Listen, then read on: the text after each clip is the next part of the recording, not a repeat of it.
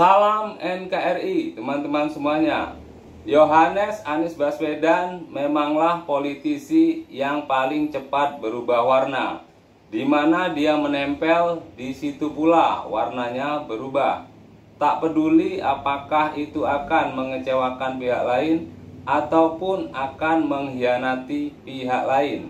Dulu di zaman SBY dia ikut SBY, di zaman Jokowi ikut Jokowi. Walaupun akhirnya dipecat sebagai menteri karena tak becus kerja.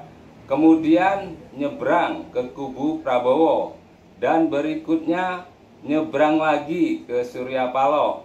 Serta masih banyak lagi kelakuan-kelakuan Yohanes Baswedan yang seperti itu. Menghalalkan segala cara untuk mendapatkan kekuasaan. Nah, berikut ini adalah sebuah opini dari Cokro TV. Anies Baswedan adalah politisi yang sangat pandai menjual dirinya. Dia dengan cepat bisa beradaptasi ketika situasi berubah. Sepertinya dia sudah tidak peduli dengan sikap tegas dan rasa malu. Dulu, sosoknya dikenal sebagai seorang yang liberal, yang berpikiran maju dan terbuka. Anies dalam tulisan merawat tenun kebangsaan yang cukup populer saat itu misalnya. Tampil sebagai sosok yang seolah-olah anti terhadap aksi intoleransi. Tetapi dalam Pilgub Jakarta 2017, wajah Anies dengan cepat berubah. Dia sering berpose memakai syal Palestina. Seringkali memilih diksi Arab dalam pidatonya agar terlihat Islami.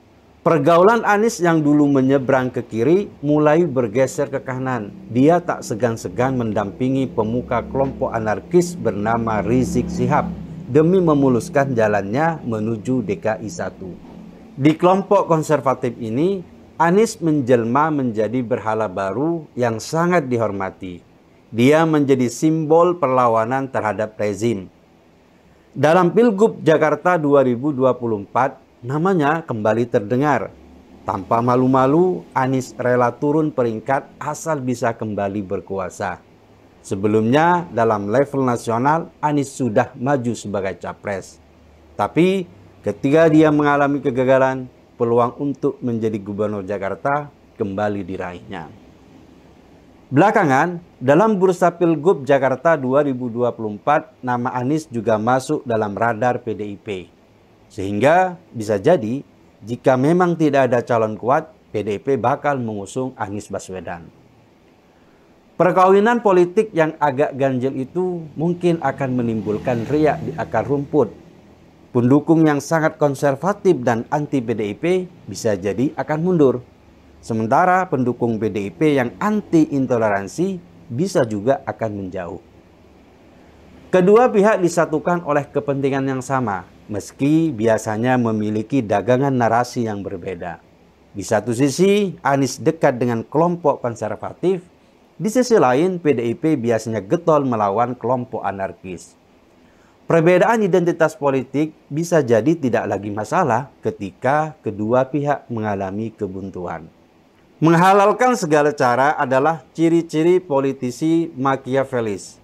Dia tak peduli dengan jatuhnya korban akibat sikap oportunisnya. Politisi semacam ini hanya memiliki hasrat untuk berkuasa. Rakyat dan demokrasi hanyalah anak tangga yang harus diinjaknya untuk naik ke atas. Sejarah perjalanan politik Anies telah menggambarkan dengan gamblang bagaimana dia bersikap. Anies adalah tipe orang yang rela melakukan apapun asal bisa menang. Dia menjadikan dirinya sebagai pusat. Dia rela menghalalkan segala cara agar bisa berkuasa. Ketika maju sebagai Cagup Jakarta dulu, Anies sepakat pada Prabowo untuk tidak nyapres pada 2024. Karena saat itu dia butuh dukungan Prabowo untuk maju. Tapi kesepakatan itu diabaikannya ketika Anies mendapatkan peluang. Bahkan dalam kemenangan yang mengakibatkan luka-luka kebangsaan itu, Anies tak segan-segan menggunakan isu politik identitas. Padahal sebelumnya, dia selalu memakai narasi kebangsaan ketika membranding dirinya bersama Jokowi 2014 dulu. Dalam Pilgub Jakarta 2024, mungkin Anies agak sedikit kesulitan memposisikan dirinya. Apalagi jika lawan yang dihadapinya bukan dari kelompok minoritas. Dulu, dalam Pilgub Jakarta 2017, Anies mendapatkan durian runtuh. Ahok yang beretnis Cina dan beragama Kristen menjadi sasaran kampanye hitam. Apalagi ketika dia terpleset menyebut ayat dalam surat Al-Maidah dalam pidatonya. Kesalahan itu lalu dimanfaatkan dengan maksimal oleh kubu Anies. Berbagai ancaman dilakukan agar orang-orang tidak berpikir jernih.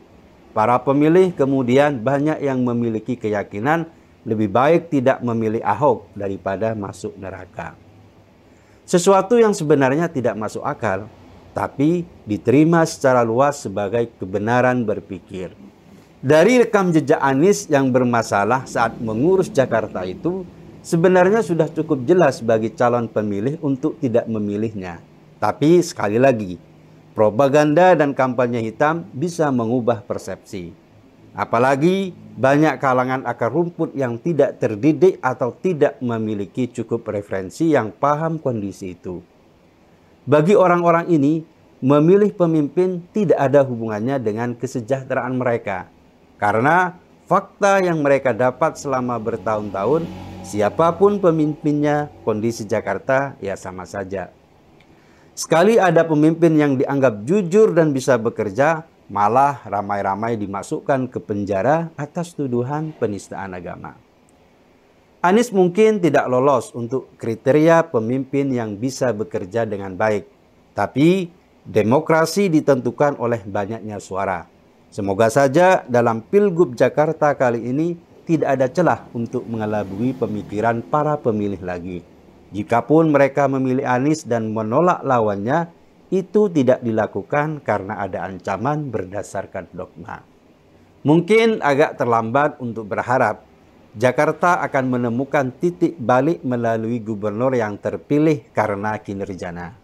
Karena persoalan Jakarta terlanjur kronis sehingga ibu kota negara harus pindah ke Nusantara. Tapi bukan berarti Jakarta tidak bisa lebih baik lagi dari saat ini. Mungkin tidak layak dibandingkan dengan kota besar di negara maju. Tapi setidaknya lebih layak huni karena tidak lagi banjir dan kemacetannya sedikit teratasi. Dan itu bisa terjadi kalau gubernur yang terpilih nanti bukan politisi oportunis bermental Machiavelli. Nah, begitulah bagaimana menurut teman-teman semuanya. Terima kasih sudah menonton. Salam NKRI. Hurrah!